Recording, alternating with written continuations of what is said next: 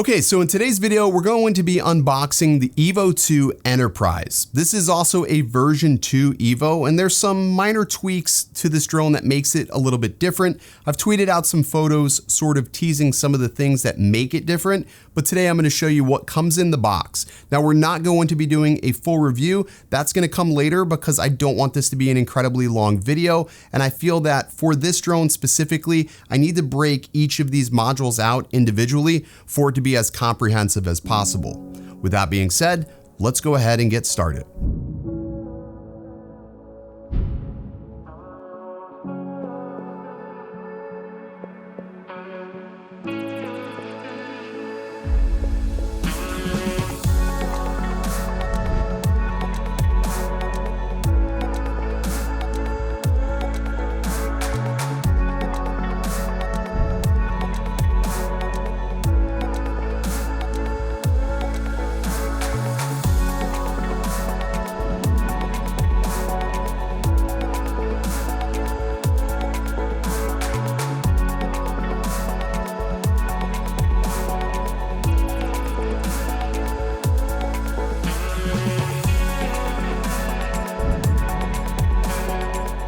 What's good, everybody? Ken here. You are watching OriginaldoBo, and in today's video, we're going to unbox the EVO 2 Enterprise model. But first, if you are somebody who wants to get their 107, you've been following along with the channel and you haven't yet got your 107, check the link in the description below for Pilot Institute.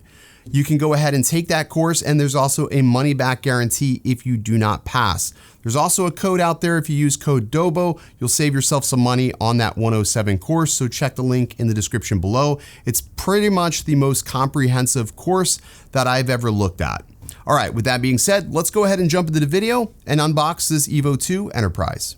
Okay, inside this box sits the brand new EVO 2 Enterprise. Now, interestingly enough, this case is pretty interesting in itself. It has rolly wheels and it also has a pole, so you can basically tote it behind you if you are in transit. I'm gonna go ahead and unbox this here and just open this up because it is quite the monstrosity. Alrighty.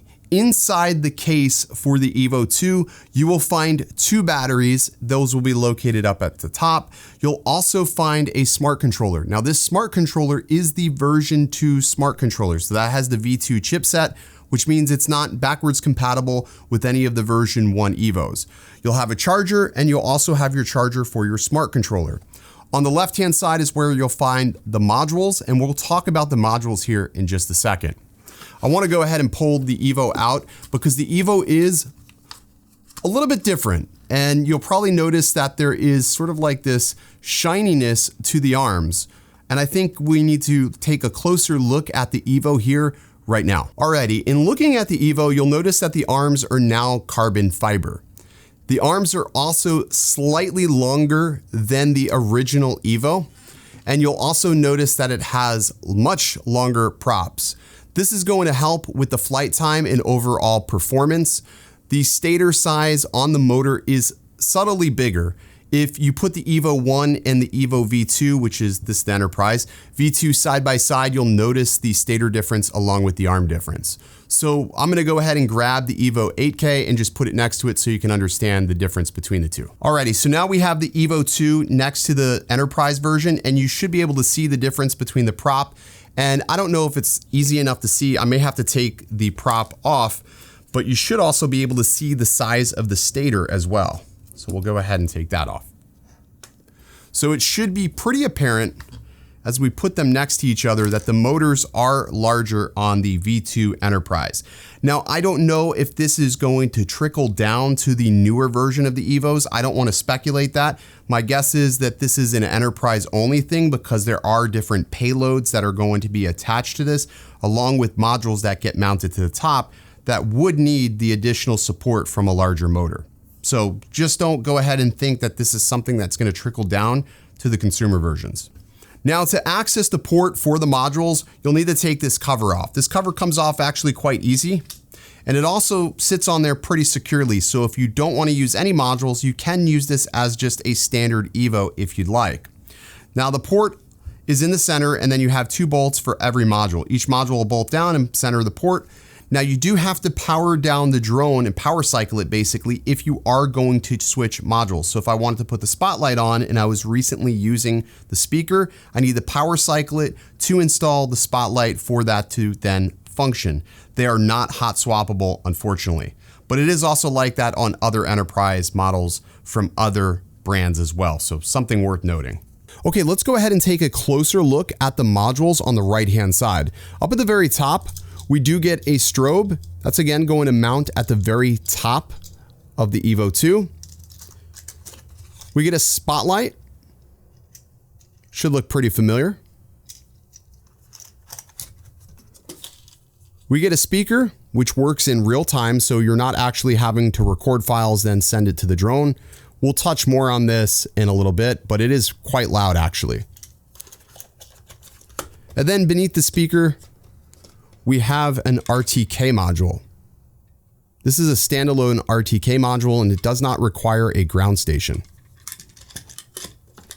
They all also have these little covers on there, so you'll be mindful that you don't want to lose these. This is what's going to protect the connection. Let's talk about the battery life of the drone without any modules. So the battery life without accessories is 42 minutes projected. If you use the strobe, you will achieve 38 minutes of flight if you are using the strobe. If you use the spotlight at full brightness, you're looking at 29 minutes of flight. If you use the loudspeaker, it is 34 minutes of flight. And then the RTK module provides you up to 36 minutes of flight. So it is worth noting that the flight times will be hindered depending on what module you use. Obviously, the spotlight has the greatest effect on the battery life. We'll have to test this out in real life to see if those numbers hold true, but I would guess that they've done a fair amount of testing to affirm that those numbers would be close enough. Now, the smart controller that this does come with is the V2 smart controller. So I have gone ahead and tested this with the EVO, just doing some real basic flights. And I did find that the range is quite good now the fact that we have 2.4 and 5.8 gigahertz combined. So it does make a big difference as far as range and overall transmission signal back down to the drone. So that is a good thing. We'll touch more on this and I'll have a dedicated range test and video on this V2 RC later on in the week. But there you go. That is it. That is the EVO 2 version 2 Enterprise. Okay, something else that is worth mentioning is that this is Autel's first drone with ADSB inside. This is going to effectively allow you to see oncoming aircrafts in your airspace. This does not broadcast to them at all. Obviously, that is not what the FAA wants, but it does allow you to receive their broadcasts, so you'll always know whether or not there's an approaching aircraft. Now, in my testing, I found that this was not functional as of right now, but again, this is not widely available and it was just announced. So in a future firmware update, they will have that enabled, and when it is enabled, we'll test that to see how accurate it is against, let's say, DJI's ADSB, and basically how those notifications will actually come across. Again, in my testing, I did not see this working. But again, we'll have a full review video later on this month. I don't want to rush it. I just wanted to talk about the unboxing experience, what you can expect in this box. Overall, I will say that this drone flies exceptionally well. The larger motors do make a difference. The larger props definitely help. And it just feels a lot more rigid than the standard EVO. Now that could be the carbon fiber, or that could just be the fact that this is a much more efficient design with the larger motors, and maybe this is what it should have always had. But either or way, this definitely feels much, much better. Now, pricing is going to vary depending on what payload you have with this. This is the 6K camera because again, I'm going to be using this primarily not as an enterprise model, but you do have options. You can get the thermal, you can get an 8K, which I don't know why you would do that, but I guess if cost was a factor, you would do that. And of course you can get the 6K. So there is multiple options that you have available. There will be pricing on the website. So if you haven't already, check out DroneWorks And you'll be able to check all the different pricing depending on what payload you want this configured with. Again, I'll have more comprehensive videos on this really soon. I apologize that this is not more in depth, but there is actually really limited information on this. I had to really scrape the barrel to try to find all the information. But again, this has just made its debut at AVUSI, and I'm sure we'll get more information at Commercial UAV.